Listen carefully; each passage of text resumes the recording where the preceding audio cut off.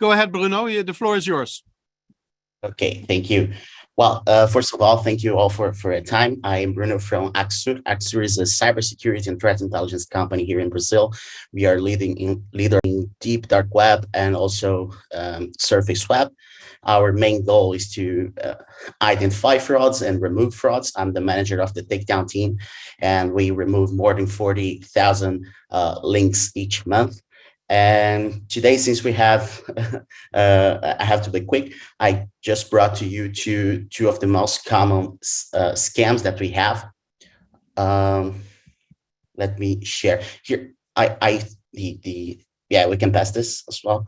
Okay, so the most common threats that we are facing right now is the phishing websites. As you also may know, Brazil is the target for almost 13% of all phishing websites worldwide, along with Argentina, Colombia, and other countries in Latin America. But actually, the highest numbers are in Brazil. What is the big innovations that they are bringing to the table when we talk about the scammers? They are using now automations to create phishing websites and decrease the level of sophistication that we have to know about phishing. To make a phishing website, they are making a phishing as a service on deep and dark web, and now after the pandemics, we are facing now a new increase in phishing attack worldwide, including Brazil. And I will tell you why in a few moments. Can please pass the slide? Yeah, okay, perfect. So I brought to you this number of phishing websites. This is just phishing websites without the path of the URL, because if we include the path, the number will be 7 times higher. It's only for the Brazilian market. It's only for the Brazilian market because it's the largest number. And I would rather bring to you the number that we have here in Axur. It's all the things that we monitor and removed. So we faced from 2020 and 2021, we faced a decrease of the level of phishing websites. They decreased from the past, from 2019. We had a peak on 2019, then we had a decrease. One of the reasons was because of the Health Ministry of Brazil leaked more than 200 million personal data from citizens in Brazil. So the fraudsters, they didn't have to get the phishing website to get the information. They had already the information. So they start to creating accounts on the financial services, e-commerces, and other companies to make fake accounts from using these leaked data. So all the companies started to invest more in identity tools to take down these fake accounts. So this year, this started again to rise. So we had a peak last trimester. We had a peak of 9,060 phishing unique domains that we removed, an increase of 41% compared to the same period in the last year. We can proceed. And how the automation that they do the automation. So they are creating phishing kits that they call it's a center where they can rent users, just like a SaaS platform, and they can rent it to some fraudsters that can't make the phishing website. So they rent this for 40 reais, 50 reais per month, and then you can proceed with phishing tools, mechanisms to spread this fraud using ads. So they use this phishing kits to connect with the victim's official website. So you can bring for your kit and fish, you can bring the products that you want to aim for the social engineering, and they automatically upload all the images, the layout of the website, and they are using new methods to spread the frauds using paid ads as social media, using Instagram, Facebook ads to promote these websites, web search, paid web search. They are not listing in the organic search for Google, for example. They are paying it to appear in a better position. And also the Google Shopping, they are using this new methods to not just aim in the brand specifically. They before they were using like Bruno's e-commerce, so they make the frauds all using Bruno's e-commerce, for example, and now they are using the products for when the user is searching for the product on Google, they find the product more cheaper than the rest of the original products, and they try to buy, but it's a scam. This is becoming more and more common. So they are not attached to the brands; they are attached to the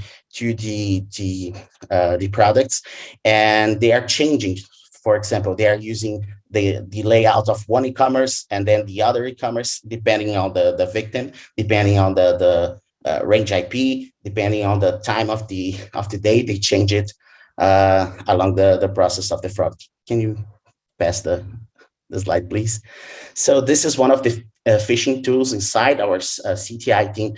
Discovered this phishing webs, this phishing, and we made a analysis. So one of the things that this phishing does is they create a called a snitch list.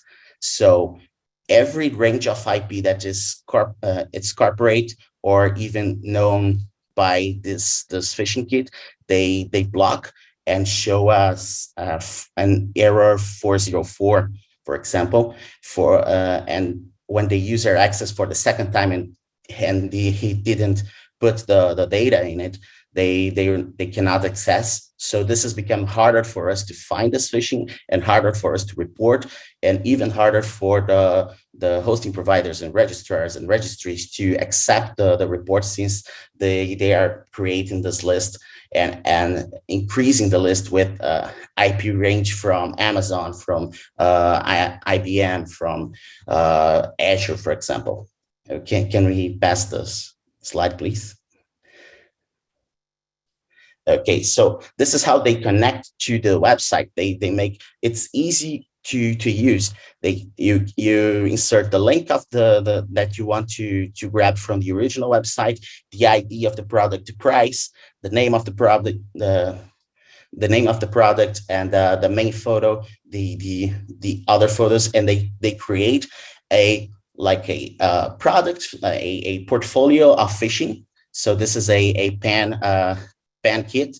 So this is the most common scan in Brazil, the pan kit. They are not selling iPhones, they are not selling computers, they are selling usually stuff like this. Is very cheap stuff and not so different from the original price, but is a slightly lower price, but to be more trustworthy. And that's why it's all it can relate and can be reliable for the common user. Okay, we can pass this. And I brought to you also the fake social media profiles. It's the biggest problem that we have so far. It's less sophisticated method of scam. We don't have to create all sorts of technology to create. It's just create a new account. They are aiming for your profile and network. They are not. They don't want your data to use somewhere else. They want your family and friends, and they hack your account by using social engineering to sell fake products to your friends and family. As they get your accounts as account takeover, and they start to posting stories and posts saying that you have to move and have to sell everything. They start to sell house products and allegedly saying that you are going to move or something like this. And they monitors the brand interaction with their followers. So every time a brand makes a post, or they see that some users are actually talking to the brand asking for help, they will make a a fake profile to access the user through their direct message to collect this data, saying that they are support or that they are the legal team or something like this. And they are aware of the platform actions and change how they build fake profiles. I want to say with this is that they know what the platform is doing to fight these frauds, and they are doing like in the reverse to be more efficient. Can we pass the the slide, please? No, I'm very sorry, but one more minute. Okay, perfect. So this is the number of fake social profiles that we found last year. It decreased from the past year. Just the number of phishings and the number of fake profiles they are not connected. Once one is higher, the other is lower. But as you may see in general, we have more fake social profiles than we have phishings.